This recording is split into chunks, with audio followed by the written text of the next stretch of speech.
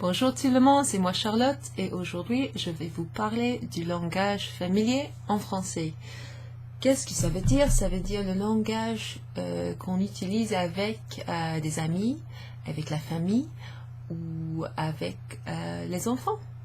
So today everyone we're going to be looking at some informal French language, and I've got 5 or 6 general points which should help you to recognise when language is being spoken informally and might even help you to use some of them with your friends or with your own family if you have ties to France or French speaking countries.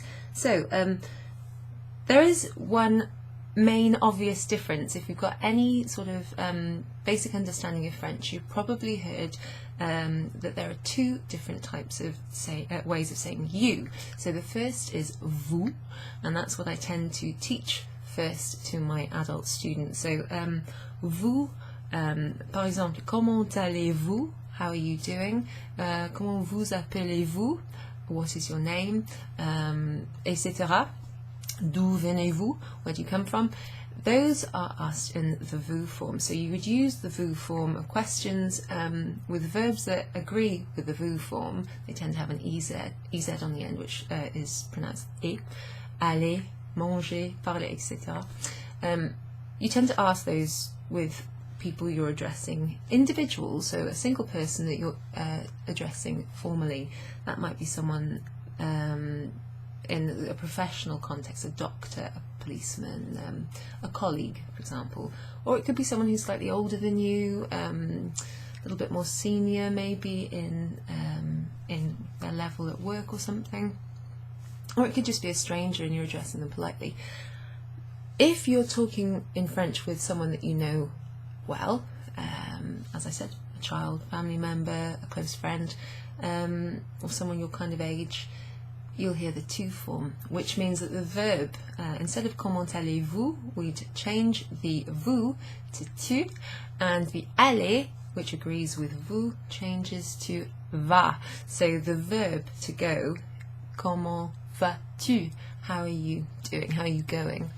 That changes in accordance with the subject pronoun. So tu is the informal version of vous, but tu is only used to address one person. Vous, on the other hand, is a really useful form of address because it can also be used to, and it is used to address more than one person. So if I'm speaking to an audience, which is hopefully more than one person, I'm always going to be using the vous form. J'espère que vous allez bien. Que vous allez, that you all are doing well.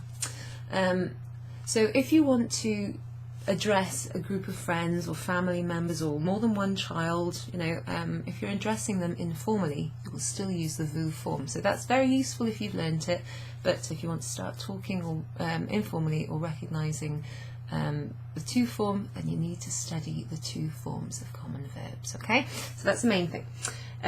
Let's have a look. It's worth noting, I put it here in yellow, en jaune, that if someone wants to go from using the vous form with you to the tu form, which is called tutoyer, I'll write it down on here. Let's see if I can just move that comme ça.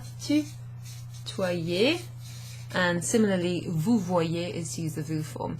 You might hear someone ask you a question like, est-ce qu'on peut se tutoyer? That means, can we call each other by the tu form? And hopefully you'd probably say, oui, bien sûr. So if you hear something with that kind of sound, tutoyer, est-ce qu'on peut, on se tutoie, for example, on se tutoie, or est-ce qu'on peut se tutoyer, then that's something along the lines of, can we use the tu form? So, one thing, apart from using that tu form, that you might see is a contraction of, for example, if you have tu es or tu as, I'm not putting capital letters there because these can appear anywhere in a sentence. Tu es, you are, or you have, or you've got. So this is from the verb être and this is from the verb avoir. But instead of using vous êtes or vous avez, avez-vous, êtes-vous, we're using the to form, okay? So these can be contracted down, which means that you can lose the you and put an apostrophe there, which leaves you with te. And similarly, you can have ta. So tu es can become te, and tu as becomes ta. For example, there's a song by a band called Ottawan. I don't know why I did that strange accent. Ottawan is a Canadian group, and I love their music. It's really upbeat. It's from the 80s. And there's a song called T'es OK, and that means you're all right. And the song goes something like T'es OK, t'es bête, t'es in, which more or less means you're okay, you're great, you're hip, you're with it, that kind of thing. So I would advise going and finding that song, T'es OK. If I remember, I'll put a link in the description so you can go and listen to it. If I can find one with the lyrics underneath so you can see how it's used, this contraction of the to form and the verb, that would be even better. So you might hear that. Another something you might hear, maybe less now, is t'as du feu? T'as du feu? That means, have you got a lighter? So that's something you used to hear quite a lot in France. Let's have a think. Another contraction, it's not quite the same, but it's with a different verb. So this is kind of where two words become one, rather than putting in an apostrophe to omit words and then sort of say it together as one syllable. So with je, what was it? Ah oui, je suis. So I am, je suis.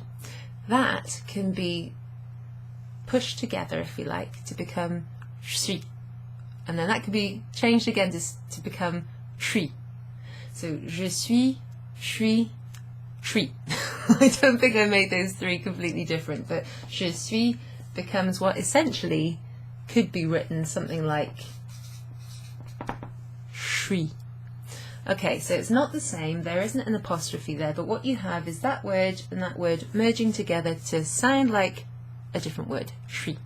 For example, oh, je suis fatiguée,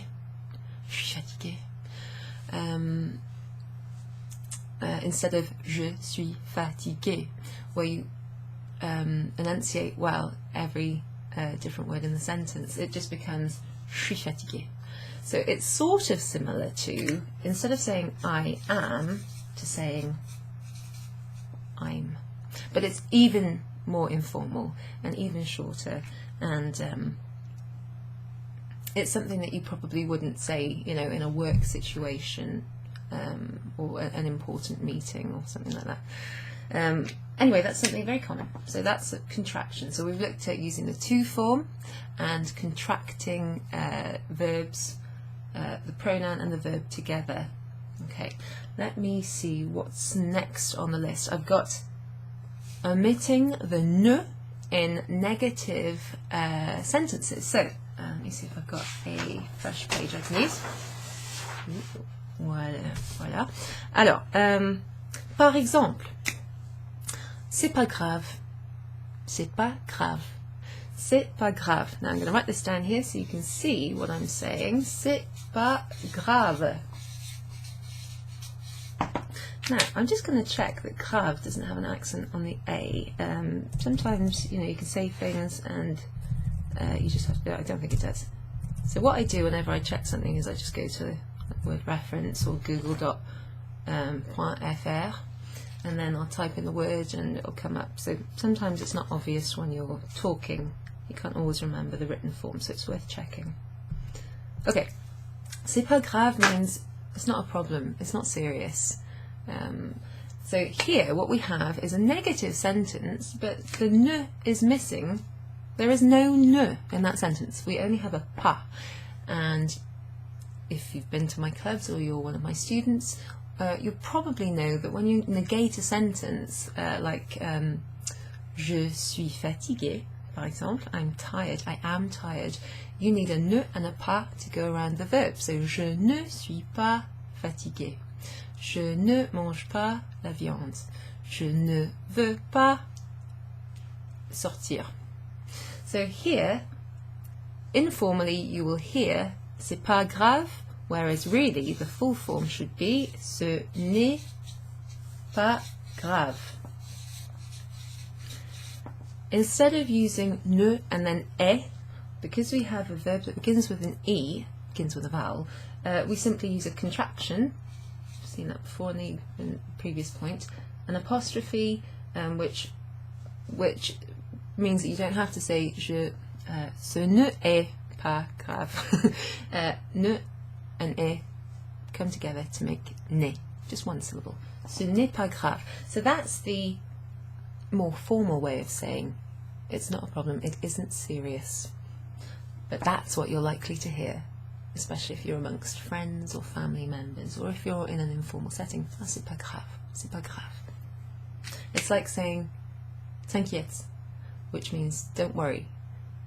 But there's no ne and there's no pas, okay? So instead of ne t'inquiète pas, t'inquiète. Okay, so you can omit the negative part of the sentence and it still implies a negative, especially if you keep the pas after the verb. So I'm going to give you some other examples of this. I think I might have mentioned this one. Okay, so we had je sais pas, or we had je sais in the version, the example before. So here we have, for example, je sais pas. Oh, je sais pas moi. I don't know. Je ne sais pas, je ne sais pas. Ne and pas in the correct formal form, je sais pas in the informal. Let's find another one. Okay, so here's one which is quite appropriate today, seeing as it's starting to get a little bit colder. Well, actually, I'm going to have to make this negative, so this isn't really appropriate. Il fait pas froid. Il fait pas froid. Il fait pas froid. So this means it isn't cold, but we don't have a ne in there. So formally speaking, like if we were speaking formally, this is the verb faire. It agrees with il, which is the third person singular. So that's the third line down on in your verb books. Whenever you look at a conjugation, you put a ne before the verb.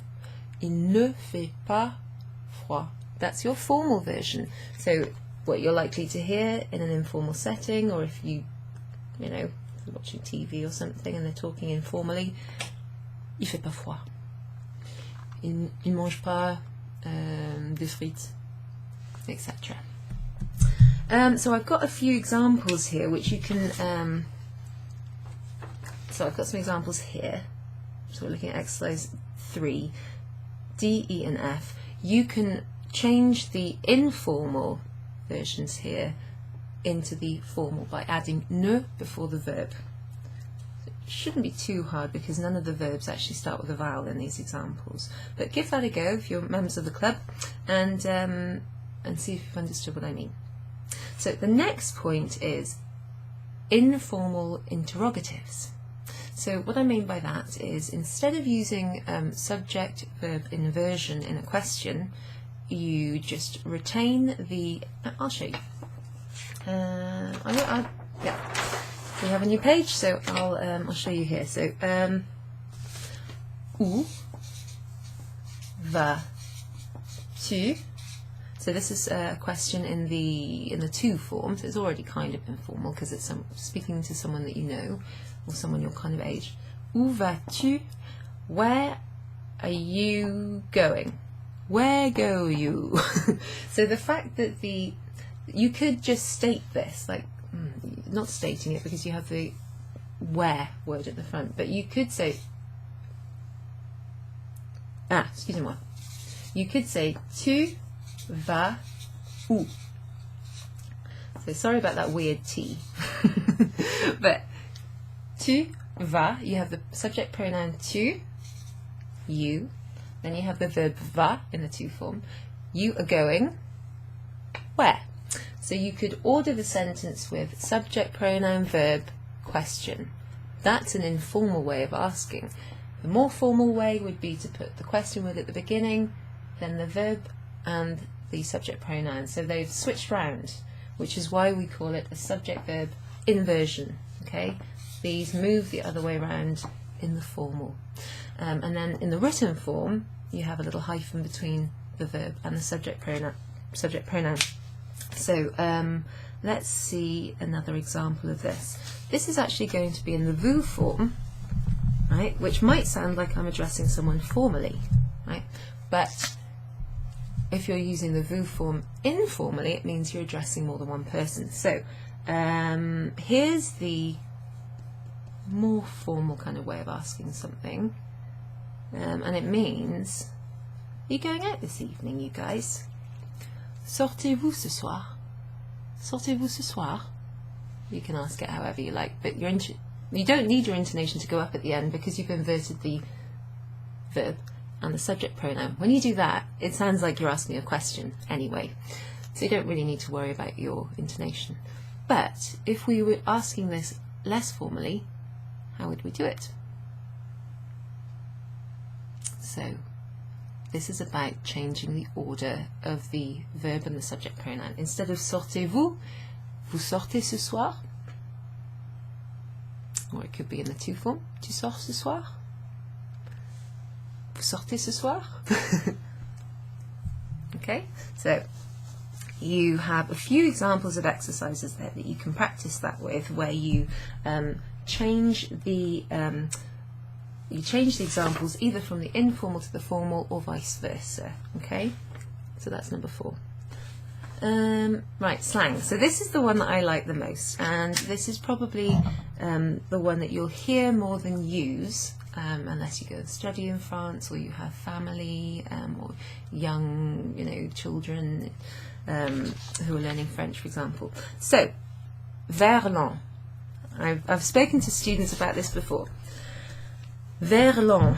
Verlan is a type of, some people liken it to Pig Latin, in that I suppose it does require a little bit of thought in order to produce the words you're using. Let me show you what I mean. So this is a type of slang way of talking, if you like. So verlan, which is the one at the top, is a sort of not play on words. There's a game being played with this word here, which is what this one's based on. It'll make sense in a moment. So l'envers means the inverse, or like the opposite. Okay, so if I were to take the first syllable of, let me see if I've got a piece of paper I can cover that over with to make it a bit more easy. So if I were to just leave the last syllable of that word down there, vers, and then if I were to go over to this syllable here, which is pronounced l'en, vers, l'en, verlan, verlan. So even the name of this way of speaking slang is an inversion of the word itself, which basically means inversion. So verlan, what the French do, this is so common, so widely spoken, and I came across this all the time when I lived and studied in France, in Bordeaux and in the Haute-Savoie region. You would hear words like chambé, or oh c'est ouf, or il est un peu chelou lui, chelou. So chambé, ouf, chelou. What am I talking about? So let me give you an example. So ouf, par exemple, ouf. Now let's start with chambé. So chambé is a word that I probably use the equivalent in English. So something like wicked or awesome or amazing. It's quite informal in itself, that kind of thing, but also quite common for people to be excitable and positive in those ways. So little sort of exclamations like that are quite common in English, I would say, amongst people kind of my age and maybe a bit younger. So chambé comes from, so that's the word in verlan. Ah, c'est chambé, c'est chambé. So what happens here is, oh sorry, you've got the reflection there. So if we were to take that syllable there, mais, and then follow it by chant, méchant, that word méchant means wicked, or kind of naughty if you like. Méchant, that's the correct word in French here. But this word here is the verlan version of it. So what's happened is you put the mais at the end, and then you put chant at the beginning. Now they've taken the T out of chant because, as it happens, this spelling here sounds exactly the same. So sometimes, even though they switch the first and the second syllable of the word, or the first and the last syllable of the word to create a new word, not all the same letters are necessarily in the verlan version. So it's more to do with the way the syllable sounds. So méchant, sort of inverted if you like, or the first and second syllables flipped is chant-mais. Ah, c'est chant-mais, it's wicked, it's cool, it's awesome, that kind of thing. So the next one is in a similar vein, but it's a shorter word, so it's only got actually one, let's see if I've got, I'm just going to have to, sorry about doing that, but I haven't got any spray here to clean the board, so and it's a little bit dirtier than normal. So the next one is this one. C'est ouf. Oh, c'est ouf ça. C'est ouf. Ouf. So this one's not so obvious because there's only one syllable anyway. But what happens here is this word is the verlan version of fou. So, qu'est-ce que ça veut dire? Fou. Fou, that means mad or crazy. Okay, like a crazy person, a crazy circumstance, a crazy situation, crazy price, whatever you're talking about. So crazy or mad. So chant-mais and ouf are verlan versions, slang versions, inverted versions of the word méchant and fou, which is wicked and crazy. So very, very kind of, down with the kids kind of language. Okay, so I mentioned another one, which is chelou. Chelou comes from the adjective louche. Right? Again, chelou from the real French word louche, and it means shady, as in a shady character, or a bit weird, a bit odd, a bit suspicious, that kind of thing. I spelled weird the right way. I think that should be weird. I think it should be I, then the E. Weird. Anyway, the point is, let me just see what it looks like.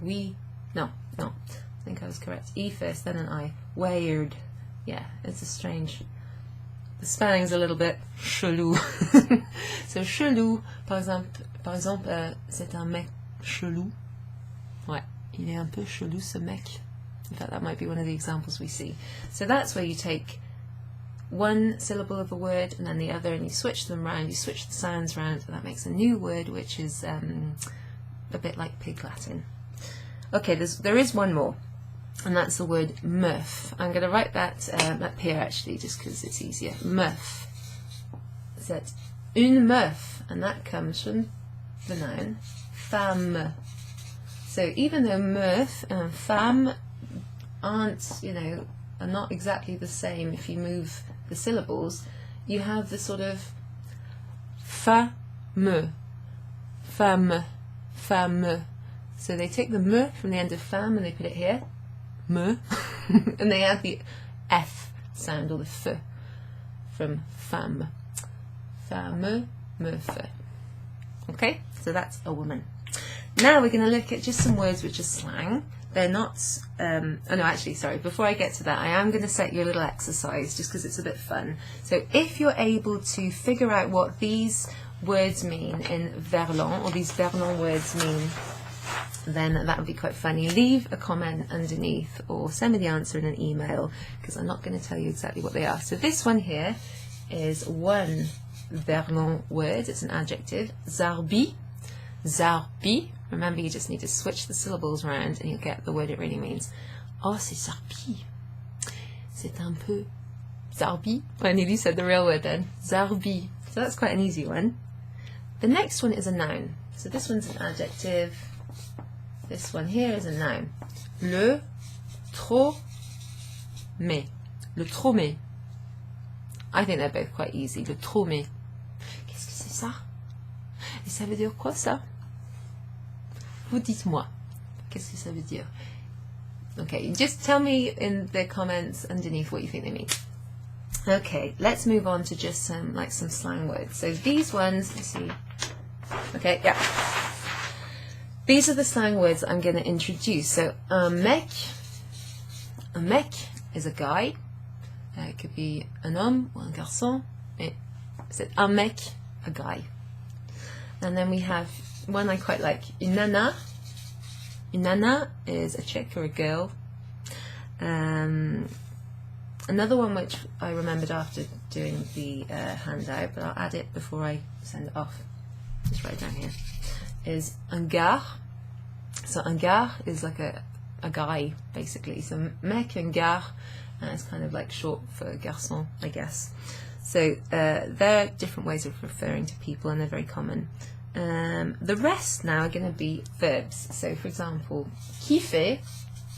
Kiffer is a verb, and it means to like or to love.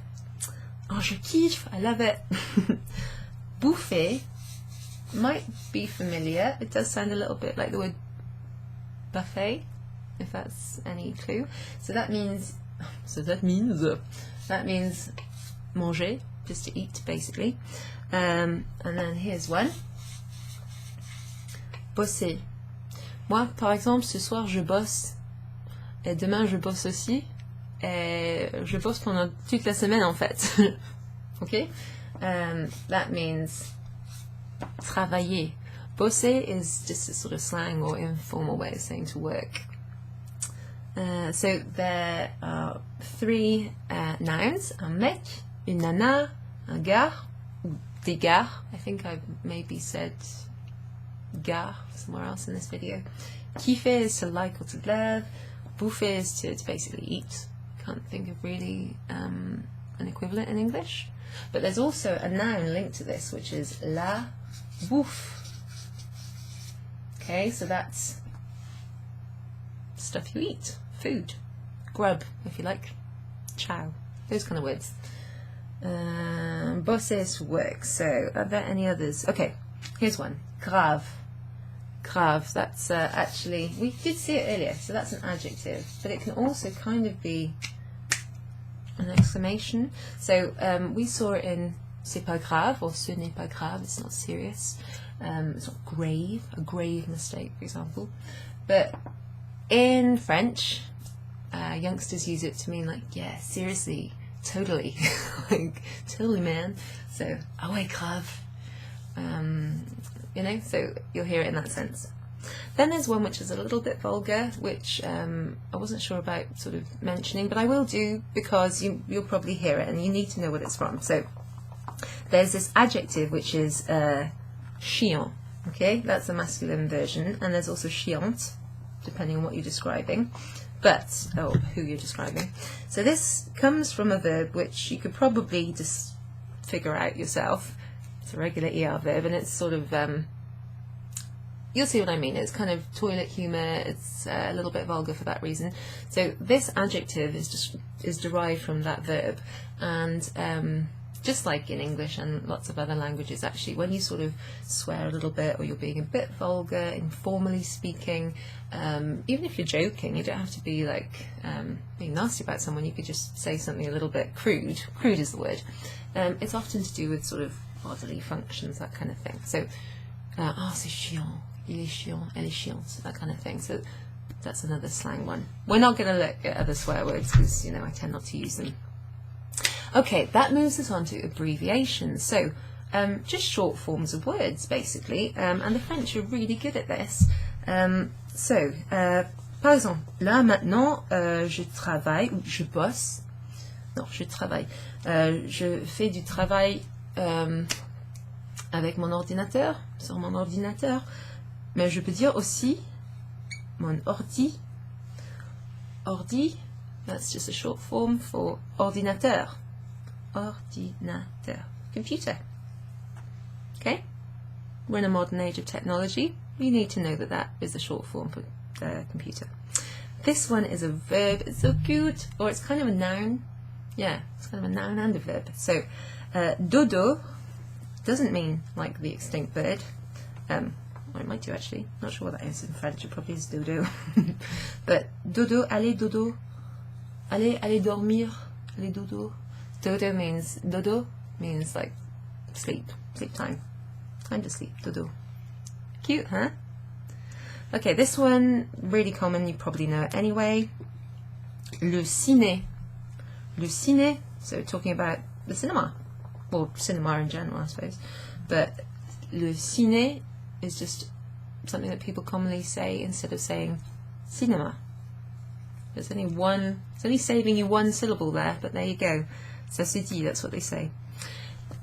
This one is an abbreviation with just letters.